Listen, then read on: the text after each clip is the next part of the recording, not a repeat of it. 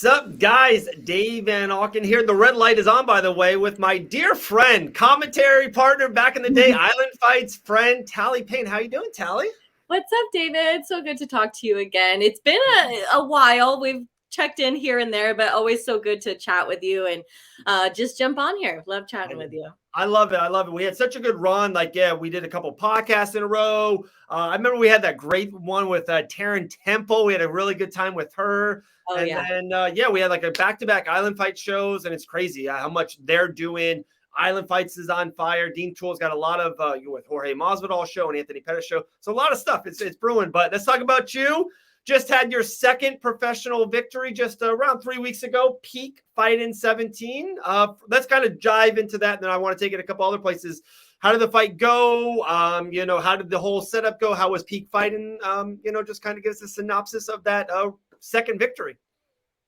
It was a phenomenal weekend. Like the whole thing, even beforehand from the weigh-ins, we had a media night, which was really cool. And then the whole fight night, it was on pay-per-view. So everything was run on schedule, on time. Everything was provided for us, which was wonderful. And honestly, I can only say good things about Peak. I was so happy to fight for them, make this connection with Johnny, and continue this ongoing thing with them. Like I said, I made a great connection with them. Would love to fight for them again too, because they just put on such a great show. Everybody behind the scenes was so wonderful too. Was very happy to fight for them. It's so funny. Everybody there was asking me, they're like, oh, what's it like fighting for a smaller promotion? And I was like, you know what? I was actually very impressed with the show you guys put on. I didn't think it was very low level pro. I was very impressed with everything, the whole weekend. Very cool. So you kind of said that about like going forward with Peak. Do you have anything in store that you can say today or not really?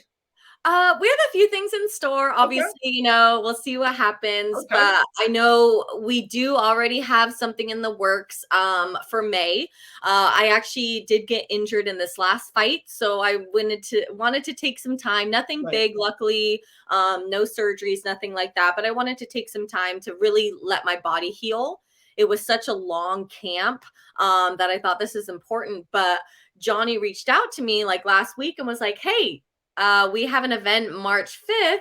How would you like to commentate?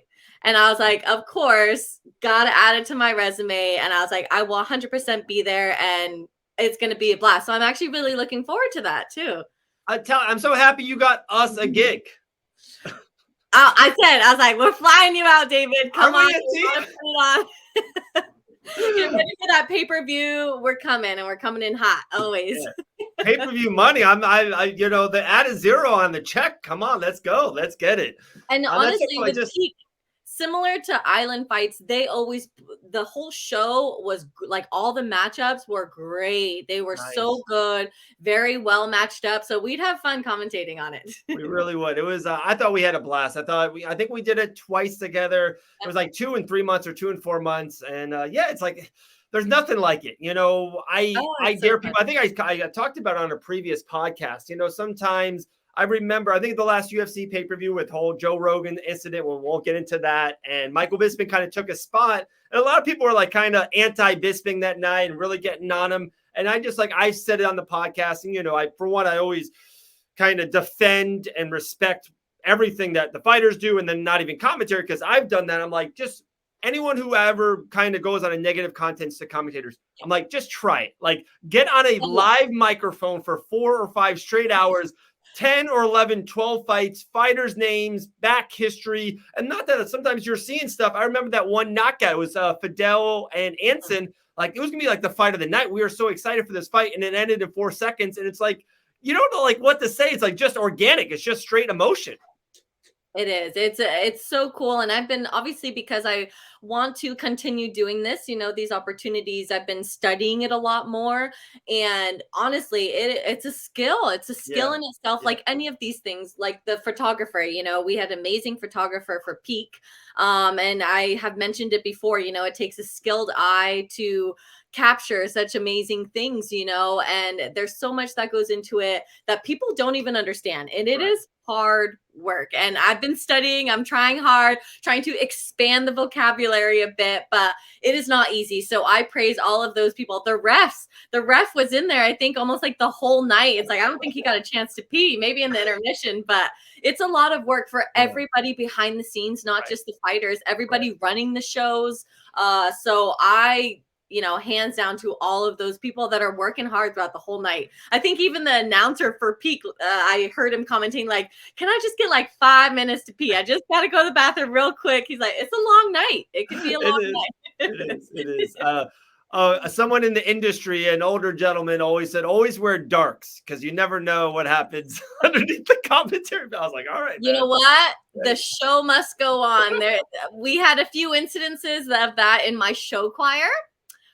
Where things happen and you roll with the punches, the show must go on, all those cliche sayings. Yeah. Show business.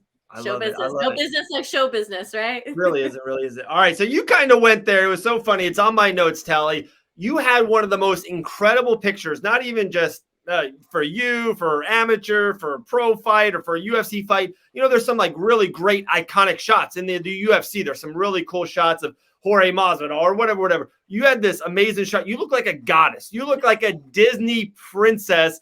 Like every little piece of your body was just amazing in this picture. So like it's on your Instagram. Some people, if you haven't seen it, go to Talie's Instagram. It's an amazing shot. It's like you were kind of like in move. I think it was like an in grapple and move. You just looked phenomenal. You look like a goddess.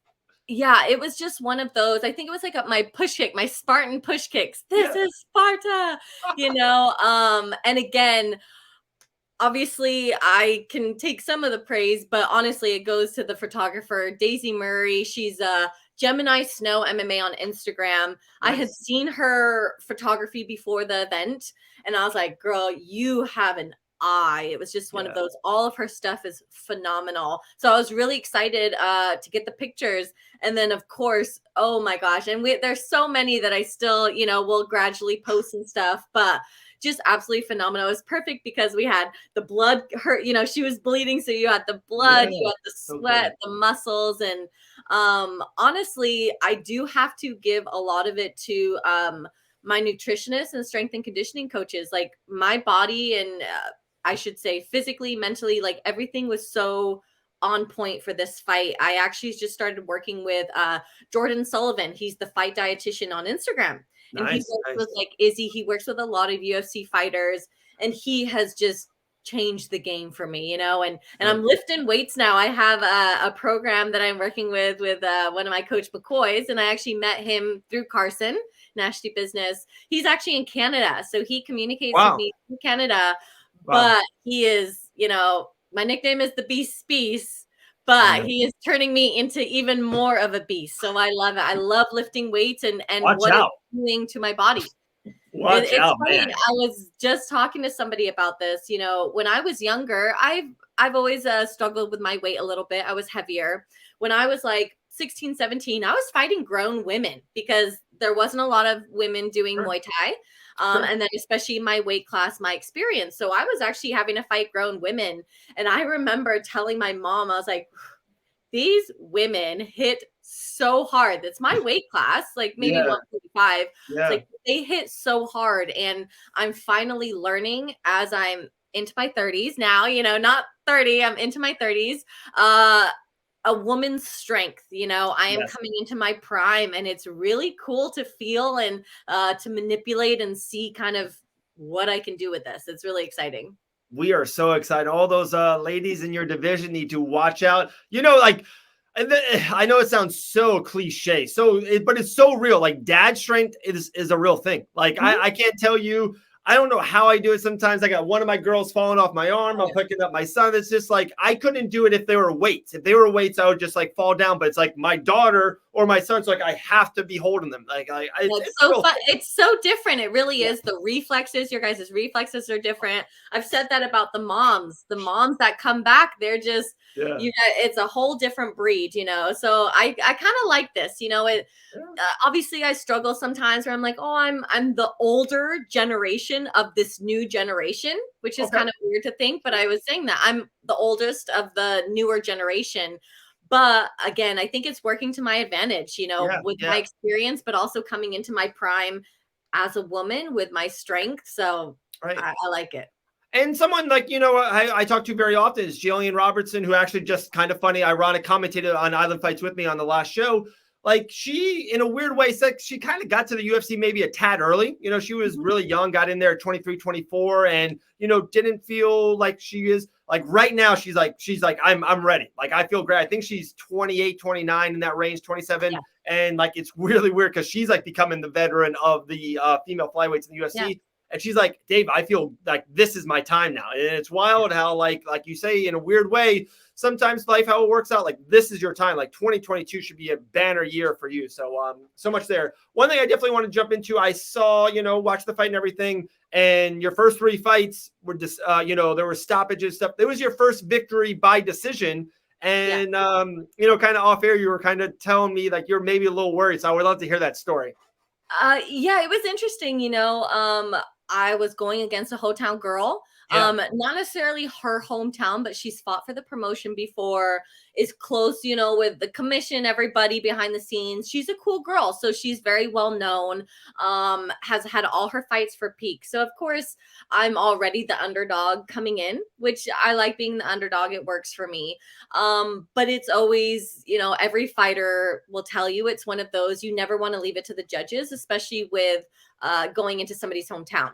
So even at the end of the fight, when the judges were calculating, I was standing there and I felt very confident, but I didn't want to show it and I didn't want to get ahead of myself because you never know. And it was one of those things in the last pretty much 10 seconds, or I should say the last minute of every round, I got into a bit of a compromising position and I was very lucky I got out of it. However, that's what the judges remember. The judges remember the last 2 minutes of the fight and how the round ends. So I was like, well, I didn't necessarily finish in the most dominant positions. That's what the judges remember. It's going to the scorecards. I was like, I was just really hoping that I did enough. I left it all out there. I knew my cardio was good, and you just got to leave it out there. And, I think the audience definitely helped out in our favor just with the cheering and stuff. But again, you never know. So I just waited there, and it was just such a relief to hear my name being called, being able to kind of take that breath of like, I did it. It's over. All the hard work paid off, and I'm very grateful for it. And I was already so anxious. I messaged Dean literally the next day. I was like, okay, so March 19th, I'll see you there. I was already so anxious to get back into it. So it just feels nice after all that hard work, that 12 weeks of just grinding pays off. And with a unanimous decision too. I've had split decisions. It was nice getting very unanimous. It was a dominant performance. So I was very happy about that. Very cool. Very cool. You're with Dean, to the people out there. Dean Toole. He's a matchmaker in March. There's Jorge Masvidal's Icon Fighting Federation. That's in March. Anthony Pettis Fighting Championship. That show's coming in April and stuff. So we might keep you busy. We might keep you busy. I told you I'm going to stay busy this year. Yes. The goal is to go 4-0, and I will be in a big show before the end of this year. Mark my words. Okay. You know me, I'm a huge fan of you. I'm a huge believer in you inside the ring and outside of it as well. So when you say that big promotion, like I keep hearing that a little bit, and it's funny because PFL is making some major waves. Bellator really has, to me, a really nice female divisions in a couple different weight classes. Of course, the UFC seems to be king, seems to be like the ornament on top of the Christmas tree. Would you prefer one avenue or another, or what you just said was absolutely true? Just one major organization, a bigger paycheck, a steady 4-6 fight deal, and you'll be happy.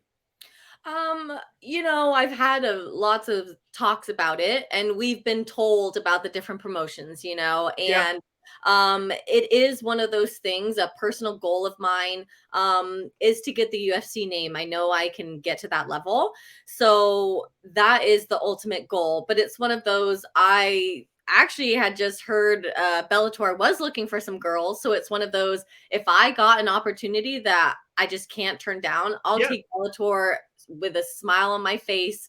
PFL, it's one of those, whatever comes knocking, I'm going to be ready, and I am going to be smart with the decision I take. I am not someone that is going to come in, and I'm not meat for someone. If I'm going to come into this promotion, I'm going to be brought in as a favorite, or as somebody to be on the lookout for as one of their prospects, you know? Yeah. So Yeah. I'm not going to be brought in as something, you know. Right. Right. I deserve a good shot at it, and I'm excited for whatever comes, you know. But honestly, I think UFC is the goal just for the name, and I can say I did it, you know. Yeah.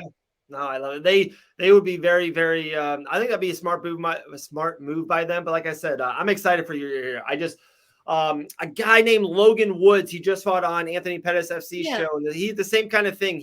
I think he's like 5-1, 4-1 in that range. And you know, some people just have a vibe of their year and a vibe, and they just have good things going. He actually just got matched. He will be on Icon. Will be on Jorge Masvidal's show. I was And I gonna say, said I it to thought I saw his name yeah, recently about it yeah. too. That's I mean, awesome. I think he will. He will be in a major organization by the year end. It just seems like that happens. It seems like it's very funny how calendars work and years work, and just seems like it's going to be 2022 is your year. That's it. It's your It year. is.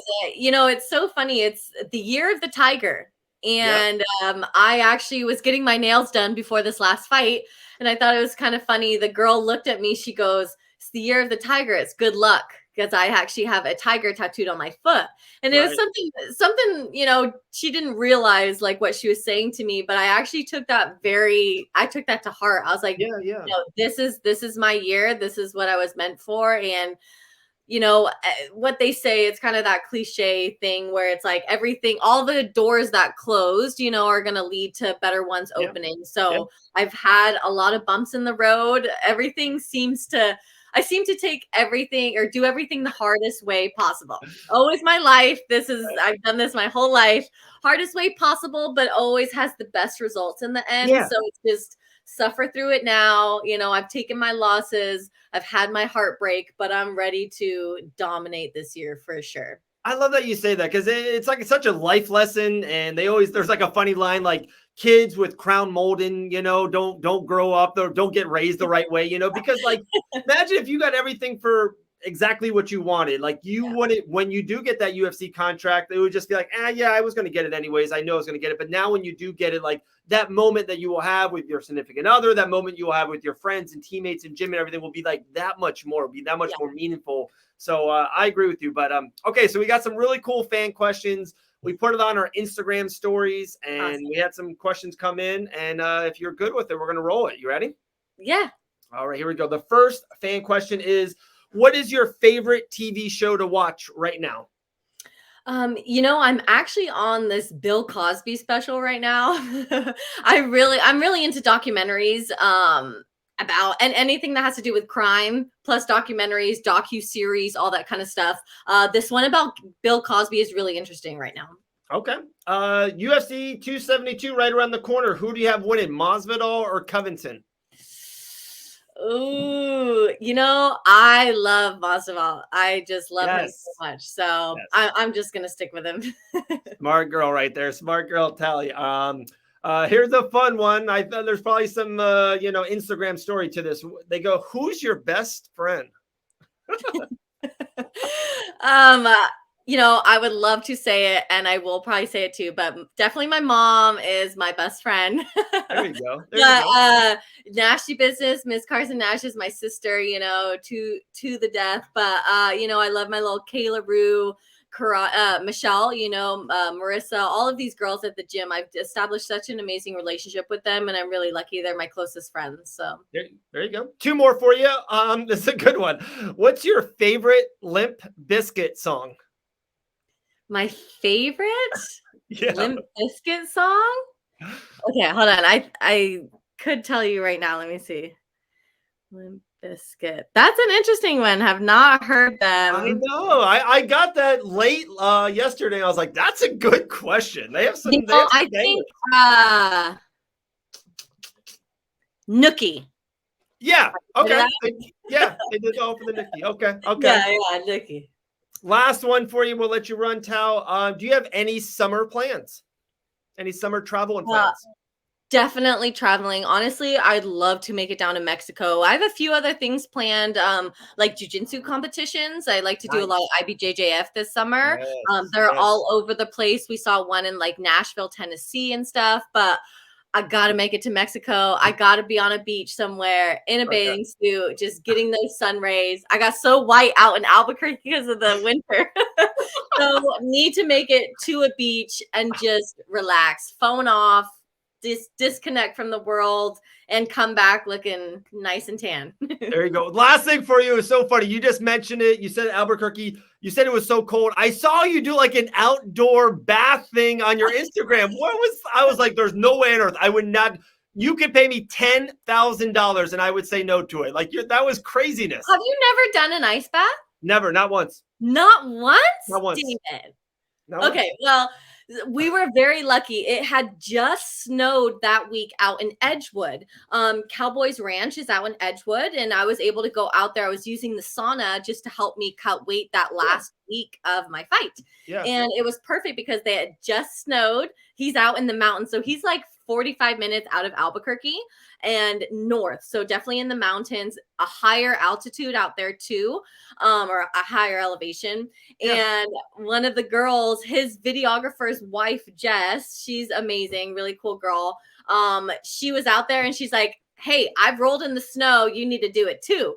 And I was like, oh my gosh, I don't know. She's like, you got to do it. It's part of it. We kind of were just saying it's a little bit of a ritual now out there. And it actually was. It was very therapeutic. Got down there, rolled in the snow, but it was awesome because then I got to hop right back in the sauna. So it's part of our new little, when we're out there, hot and cold, it is so beneficial for the body. You will thank me. If it's good for the hair, I might do it. I might try. If it's good for the hair, the body, we'll see. Talie, you gotta take care of it, David. You gotta take care of it, especially with all those kids. You're running around. You deserve the nice hot and cold for the body. All about recovery here. You're right. Well, Talie, you're one of our favorites. We absolutely love and adore you. Can't wait to see what's next. We can't wait to see what's next for you on the commentary gigs and the back in the cage. And then hopefully one of these times we're going to reconnect. I think you're going to fight. Hopefully your last fight under maybe before a major promotion. I can see you main eventing a show under Dean Toole and then going to the UFC. I think so. It's going to happen, whether it's main event for a title, we'll make it happen. And like I said, it's going to be a good year and you're coming along for the ride, David. It's going to be a fun one. Awesome. Appreciate you, Talie. Thank you so much. We'll talk soon, friend. Have a great day.